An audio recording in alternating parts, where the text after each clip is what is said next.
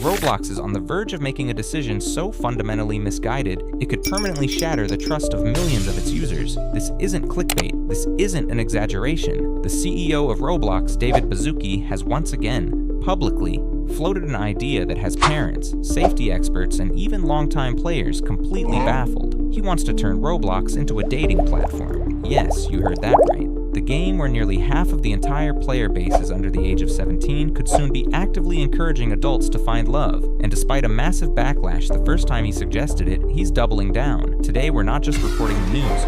We're going to break down why this is, without a doubt, the worst possible idea for the platform's future. To understand why this is such a bombshell, you need to understand what Roblox is. For over a decade and a half, it has positioned itself as a global platform for play, creativity, and social interaction, primarily for children and teenagers. It's a virtual playground, a digital sandbox with over 70 million daily active users. This massive user base is its greatest strength, but it's also its greatest vulnerability, because this isn't a new out-of-the-blue comment. Whispers of this started back in 2023 when Baszucki first claimed that lonely adults would soon be able to form meaningful relationships on the platform. The reaction was swift and overwhelmingly negative. Parents were horrified, and the media questioned the sanity of mixing adult dating with a kid-dominated ecosystem. You'd think the company would have shelved the idea for good, but you'd be wrong. Speaking recently on the TechStuff podcast, David Baszucki brought the zombie idea back to life. He outlined a vision where users aged 21 and over could opt into a dating experience. His proposed solution to the obvious safety nightmare? A simple ID verification system.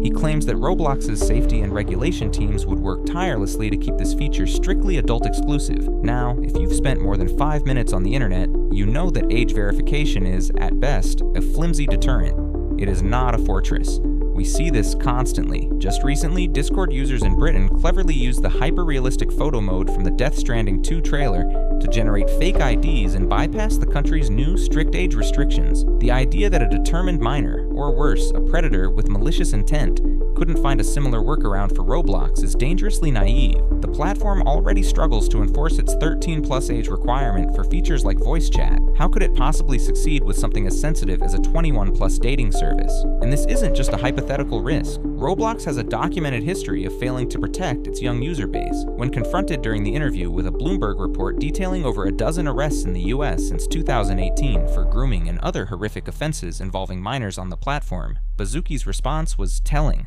He acknowledged the problem, but his justification for Roblox's direction was this: we are trying to keep people on Roblox. We don't want minors to go to any other device or any other platform. So let's break this down. What is really going on here? This isn't just about one bad feature. This is about a fundamental identity crisis at the heart of Roblox. For years, it has thrived as a game for kids. But Baszucki sees something bigger. He talks about Roblox as a future wellness platform, a metaverse for work, socializing, and yes, romance. He wants to age the platform up to capture an older, more lucrative audience. The dating feature isn't the goal. It's a symptom of this desire to be everything to everyone. And in that ambition lies a catastrophic danger. A platform cannot be a safe, walled garden for children and an open, adult-oriented dating app simultaneously. The two ideas are fundamentally incompatible. Now let's look at the CEO's justification, keeping users on the platform to protect them. On the surface, it sounds noble, but it creates a paradox. Think about it.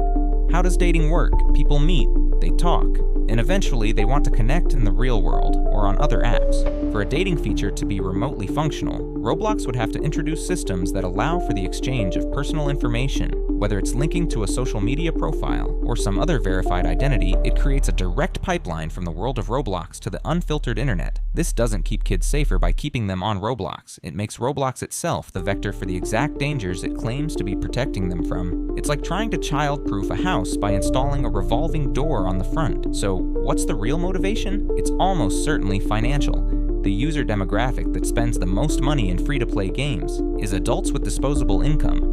A successful dating feature would create incredible stickiness, making older users log in daily, spend more on cosmetics to impress potential partners, and stay subscribed to premium. This is a business play, plain and simple. It's a calculated gamble that the revenue gained from an older, engaged audience will outweigh the inevitable safety scandals and loss of trust from parents. It's It's a classic case of prioritizing potential profit over demonstrable user safety, and it's a slap in the face to the parents who trusted Roblox to be a safe digital space. Imagine the final implementation, a segregated 21+ section of Roblox. It sounds clean, but the digital world is porous. How do you prevent adults from the dating section from friending or messaging minors they encounter in public experiences? How do you stop minors having bypassed the age gate from entering these spaces? How do you moderate the inevitable rise of adult-themed experiences that will crop up to cater to this new demographic? Existing just one click away from Adopt Me or Brookhaven, the moderation challenge would be astronomical. Roblox already struggles to police its existing content.